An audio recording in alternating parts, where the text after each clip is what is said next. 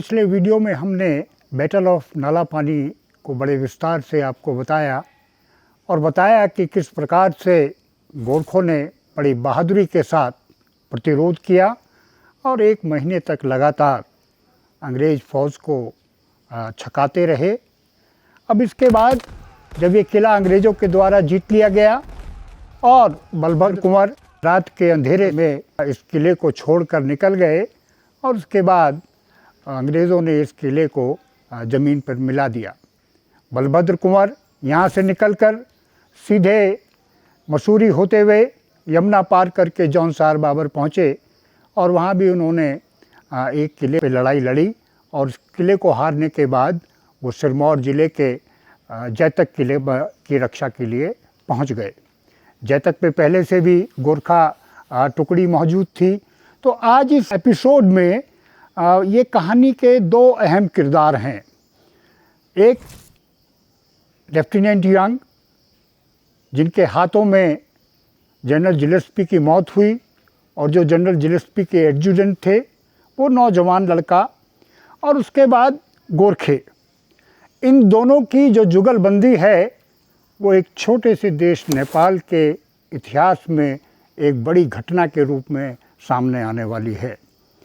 तो जैतक के किले की जब रक्षा हो रही थी तो यहाँ से निमटने के बाद अंग्रेज़ फ़ौज जनरल ऑक्टोलोनी के साथ मिलकर पश्चिम में कैंपेन चलाने के लिए वहाँ शामिल हो जाती है और लेफ्टिनेंट यंग भी अपनी टुकड़ी के साथ वहाँ पहुँच जाते हैं। जैतक का प्रतिरोध भी उसी तरीके का प्रतिरोध था जिस तरीके का प्रतिरोध यहाँ खालंगा के किले में देखने को मिला था। 1 महीने तक वहाँ भी इसी किस्म की लड़ाई चलती है और बड़े ज़बरदस्त प्रतिरोध का सामना अंग्रेज़ फ़ौज को करना पड़ता है। लेफ्टिनेंट यंग वहाँ भी इरेगुलर्स की टुकड़ी के साथ जो है गोरखों को ढूंढने में और उनका पीछा करने में लगे हुए थे। आगे जो घटना घटती है उसके बारे में मैं आगे बयान करूँगा।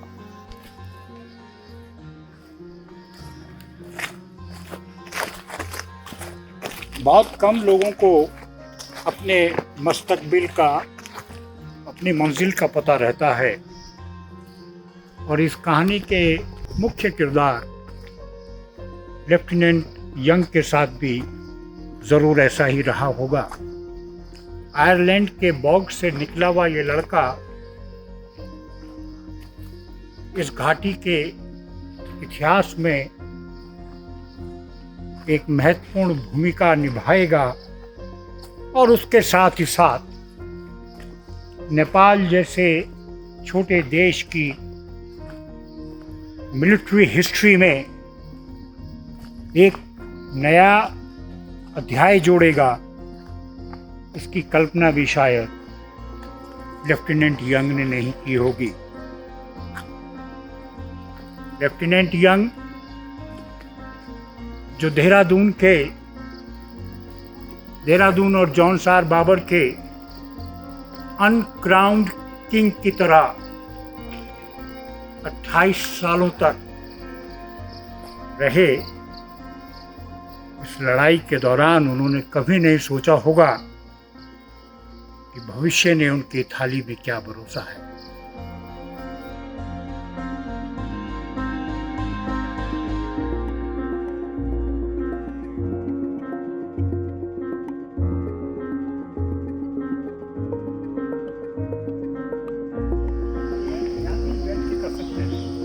सीढ़ियाँ है ना।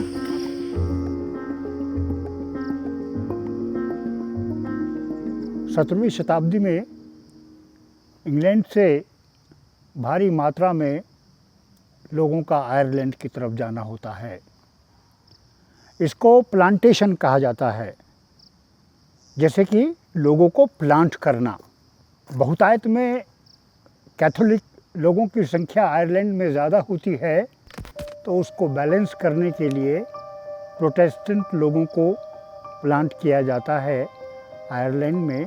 इसको प्लांटेशन कहा जाता है। यंग के जो पूर्वज थे वो 17वीं शताब्दी के मध्य में इंग्लैंड से आयरलैंड की डोनेगल काउंटी में आके बसने लगे और बसे। उनको वहाँ ज़मीनें मिली उन्होंने वहाँ खेती पाती शुरू करी और धर्म प्रचार का काम करने लगे। रेवरेंड गार्डिनर के घर बेटा पैदा होता है, माँ कैथरीन, जिसका नाम उसके गॉडफादर के नाम पर फ्रेडरिक यंग रखा जाता है। 1786 में 1786, और जब वो लड़का 14 साल का होता है तो वो आर्मी में जाने की इच्छा जाहिर करता है और वो इंटरव्यू के लिए इंग्लैंड पहुंचता है।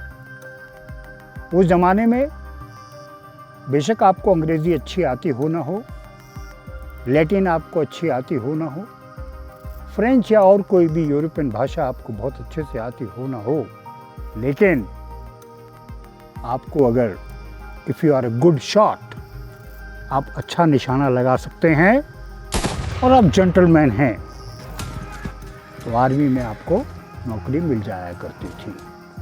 14 साल की उम्र में इस लड़के को ब्रिटिश ईस्ट इंडिया कंपनी की फ़ौज में नौकरी हो जाती है और ये लड़का पानी के जहाज़ पर बैठकर कोलकाता आकर उतरता है। कोलकाता आने के बाद इसको 53rd नेटिव इन्फेंट्री में शामिल कर लिया जाता है और ट्रेनिंग के लिए बरासात भेज दिया जाता है। बरासात पश्चिम बंगाल में एक जगह है जहाँ पर उन दिनों ईस्ट इंडिया कंपनी के नए रंगरूटों को ट्रेन करने का काम जहाँ पर किया जाता है। आए दिन के वहाँ लड़ाई झगड़े और बरासात के बारे में भी बहुत कुछ लिखा गया है। तो वहाँ कहा जाता है कि Johnny raw from the box. Johnny माने अंग्रेज रंगरूट, रॉ का मतलब बिल्कुल खुरदुरा, and from the box, box का मतलब आयरलैंड। आयरलैंड के जो घास के मैदान हैं उनको बॉक्स कहा जाता है। तो ये बड़ी फेमस एक कहानी है कि जो आयरलैंड से नए लड़के आते थे उनको कहा जाता था Johnny raw from the box, और उसके साथ ही उनको जनरल ब्लेक के साथ काम करने का मौका मिलता है। और जनरल ब्लेक कई कंपेन्स में शामिल होते हैं, जिसमें 1804 का मराठा कंपेन और उसके बाद भरतपुर में जाट राजाओं के जो मशहूर मिट्टी के किले थे, जिनको जो 20 साल तक ईस्ट इंडिया कंपनी की आर्मी को छकाते रहे, उनके खिलाफ जनरल ब्लेक के कंपेन में वो लगातार शामिल रहते हैं। कहा जाता है कि भरतपुर के किसी एक ऐसे कंपेन में जब ये लोग उस मिट्टी के किले के ऊपर बमबारी कर रहे थे और बमबारी पूरी की पूरी बेअसर थी, तो कोशिश की गई कि उसके नीचे जिलेटिन और डायनामाइट लगा के उसको उड़ा दिया जाए। तो उसी प्रयास में फ्रेडरिक यंग एक गहरी खाई में गिर जाते हैं और ये मान लिया जाता है कि ये ख़त्म हो गए हैं। लेकिन कुछ ही देर में ये मिट्टी और जो तमाम जो गर्द थी उससे लिपटे हुए बिना किसी चोट के और फेंट के वापस आ जाते हैं। तो इस तरीके से मौत को चकमा देने का काम फ्रेडरिक यंग की ज़िंदगी में कई बार हुआ। भारत आने के बाद भारत में अलग किस्म की गतिविधियां चल रही थी। वहीं जैसा पहले बताया मैंने पिछले वीडियो में, जनरल जिलेस्पी ने वेल्लोर के किले को किस तरीके से बचाया, और उसके बाद जब गोरखा कैंपेन की घोषणा हुई कि पूरे नॉर्थ में काली नदी से लेकर सतलुज नदी के किनारे तक गोरखा कैंपेन होना है, गोरखों के खिलाफ लड़ाई लड़ी जानी है, और पूरे कैंपेन की जिम्मेदारी जनरल ऑटोलोनी को दी जाती है। ये सब बात आपसे छुपी नहीं है, ये इसके पहले वाले वीडियो में ये पूरी की पूरी लड़ाई का ब्यौरा आपके सामने हम लाए थे। तो इसी कैंपेन के दौरान खालंगा जीतने के बाद जैतक किले पर पहुंचकर बलभद्र कुंवर ज़बरदस्त टक्कर दे रहे थे और उसी दौरान लेफ्टिनेंट यंग अपने साथ कुछ इरेगुलर्स को लेकर गोरखों की खोज में उनका पीछा करते हुए जंगल में घूम रहे थे। तभी अचानक से एक गोरखा पार्टी उन पर हमला कर देती है, एम्बुश कर देती है और जो इनके साथ इरेगुलर होते हैं वो सब दुम दबा के भाग जाते हैं और 2-3 लोग कैप्टन यंग के साथ रह जाते हैं। अगर मिलिट्री हिस्ट्री में जाया जाए तो इस घटना का कोई जिक्र नहीं है, लेकिन यंग की बेटी जेनकिंस हेडो यंग, उन्होंने अपनी किताब में लिखा जो उनके पिताजी की बायोग्राफी जिसको कहा जा सकता है, उन्होंने कहा मेरे पिता ने मुझे बताया कि गोरखों ने मुझसे पूछा कि आप भी तो अपने सैनिकों के साथ भाग सकते थे। तो मैंने जवाब दिया कि मैं इतनी दूर से भागने के लिए नहीं, लड़ने के लिए आया हूँ। और बताते हैं कि कुछ दिन उनके साथ रहने से उन्होंने गोरखों के आचार व्यवहार को समझा, उनकी भाषा को, उनकी परंपराओं को समझने की कोशिश की और धीरे धीरे यह लड़ाई अपने अंत तक पहुंचती है। देवथल की लड़ाई के बाद जब मलौन के किले पर कब्जा हो जाता है हिमाचल प्रदेश में, आज का हिमाचल प्रदेश, तो उसके बाद इस लड़ाई को ख़त्म होने की घोषणा होती है और सिंगोली संधि के बाद गोरखा फ़ौज को जो अपने घर जाना चाहे उनको फ्री पैसेज दे दिया जाता है। उसके बावजूद लगभग 3000 गोरखा और स्थानीय सैनिक युद्धबंदियों के रूप में अंग्रेज़ों के पास रह जाते हैं। उनको पौंटा साहब से होते हुए सहारनपुर ले जाया जाता है। उस स्थिति में कि इनका क्या किया जाए, लेफ्टिनेंट यंग एक प्रस्ताव कोलकाता भेजते हैं कि चूँकि गोरखे पहाड़ी युद्ध में माहिर हैं, बहादुरी इनके अंदर कूट कूट के भरी है, क्यों ना इनको कंपनी की फ़ौज में शामिल कर लिया जाए। और ऐसा ही प्रस्ताव कोलकाता से आता है और लेफ्टिनेंट यंग को जिम्मेदारी दी जाती है कि वो एक बटालियन का गठन कर दें और ये सहारनपुर जाकर वहाँ जो एक अस्थाई जेल इन युद्धबंदियों की बनाई होती है, वहाँ पर वो जाकर उन लोगों से बात करते हैं, युद्धबंदियों से बात करते हैं और युद्धबंदी अपनी हामी भर देते हैं कि वो निश्चित रूप से फ्रेडरिक जैसे बहादुर नेता के नेतृत्व में अंग्रेज़ों की फ़ौज में शामिल होने को तैयार हैं। और इस प्रकार 1815 में सिरमौर बटालियन का जन्म होता है। जब पूछा जाता है फ्रेडरिक यंग से कि क्या रहा, तो वो कहते हैं कि मैं एक अकेला आया था और आज मैं 3000 हूँ। I came one and I am now 3000। और 3000 लोग आज मेरे साथ हैं। तो इस प्रकार गोरखा सैनिकों को ब्रिटिश या ईस्ट इंडिया कंपनी की आर्मी के माध्यम से अंग्रेज़ों की फ़ौज में शामिल होने का मौका होता है। सिरमौर बटालियन का गठन किया जाना इतिहास में एक बड़ा, विशेषकर नेपाल के सैन्य इतिहास में एक बड़ा काम होता है। और यही बटालियन बाद में second king Edward the seventh own Gorkha rifles के नाम से जानी जाती है। तो इसी प्रकार से देहरादून शहर को, जौनसार बाबर के क्षेत्र को सहारनपुर के साथ मिला दिया जाता है और कैप्टन यंग जो हैं उनकी पदोन्नति हो जाती है, वो लेफ्टिनेंट से कैप्टन हो जाते हैं और उनको सिरमौर बटालियन के गठन की और सिरमौर बटालियन को प्रशिक्षित करने की जिम्मेदारी भी दे दी जाती है। उसी के साथ साथ वो देहरादून में भी जो प्रशासनिक व्यवस्थाएं अंग्रेज उस समय करते हैं इस ज़िले को अपने हिसाब से चलाने के लिए, उसमें भी इनको महत्वपूर्ण भूमिका निभाने का मौका दे दिया जाता है। तो उस समय के सहारनपुर के जो मजिस्ट्रेट थे मिस्टर ग्रिंडाल, उन्हीं को देहरादून की भी जिम्मेदारी दी जाती है और कैप्टन यंग, ग्रिंडाल और ये सब मिल के आपस में एक दूसरे के सहयोग के साथ देहरादून ज़िले की जो तमाम प्रशासनिक व्यवस्था है उसको दुरुस्त करने के काम में लग जाते हैं।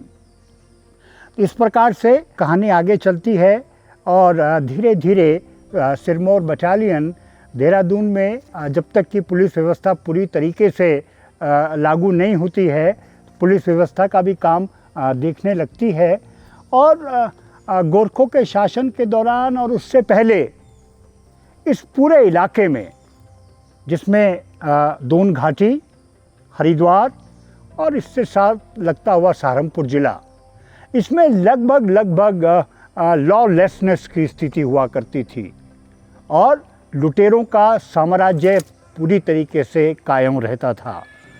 तो इनको लगता है लुटेरों को कि अभी भी कमोबेश वैसी ही स्थितियां हैं, तो लगातार राहगीरों को लूटना, गांव के अंदर जाकर लोगों को लूटना, बड़े जमींदारों को लूटना, बनियों को लूटना, ये रोज़मर्रा का काम हो जाता है। तो सिरमौर बटालियन जो है इस काम में सहयोग करती है और बड़े पैमाने पर लोगों को गिरफ्तार भी करती है, लोगों को के अंदर एक विश्वास कायम करने का भी काम करती है, जिससे कि कानून का राज स्थापित हो सके।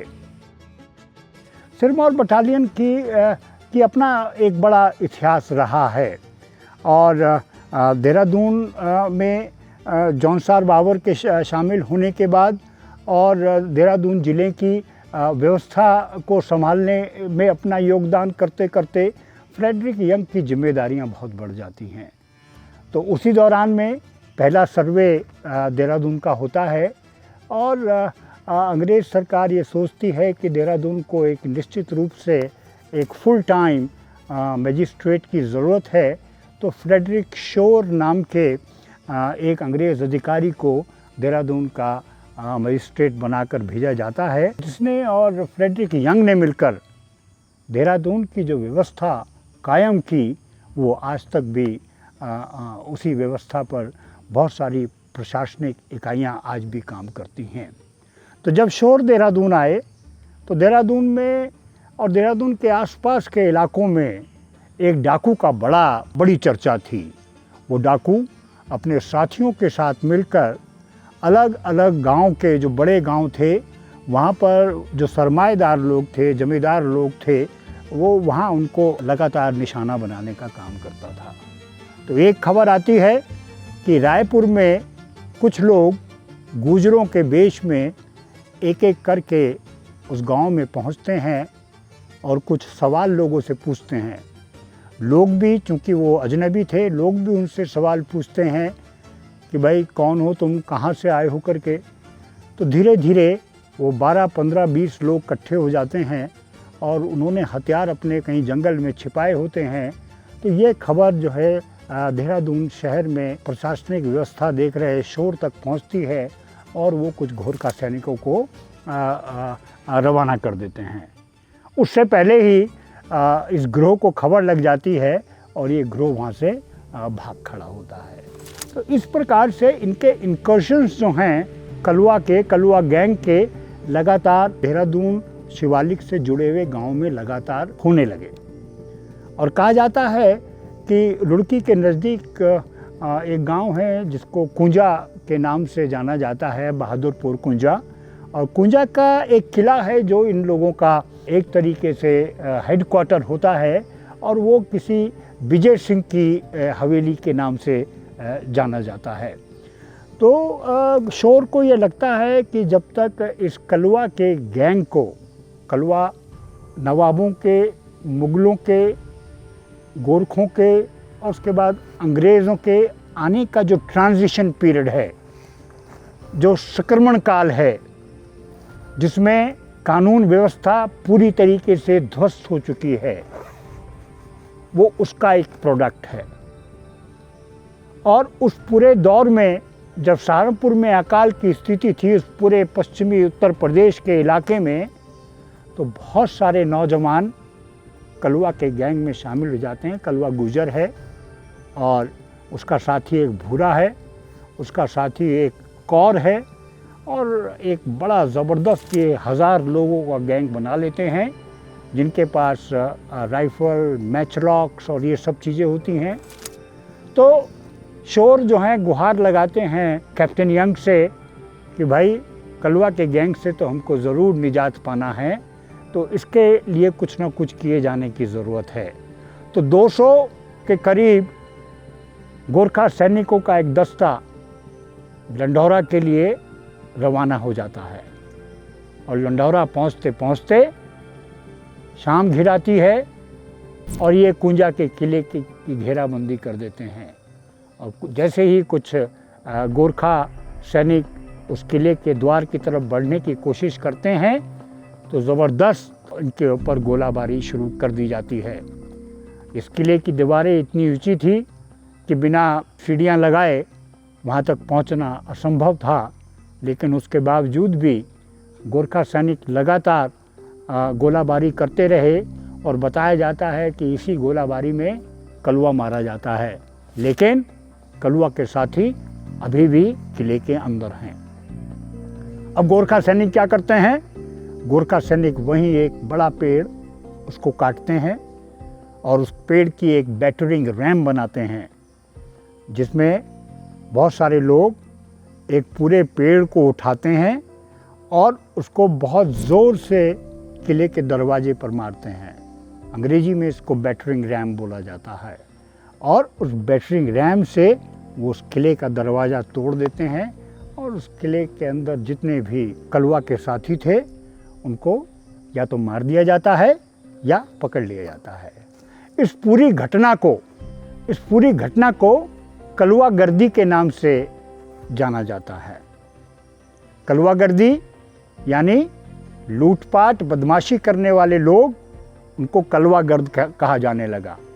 तो इस प्रकार से गोरखा सैनिकों की मदद से कलवा गर्दी को ख़त्म किया गया, कलवे को ख़त्म किया गया और कुछ देर के लिए, कुछ दिनों के लिए इस पूरे इलाके में शांति व्याप्त हो गई।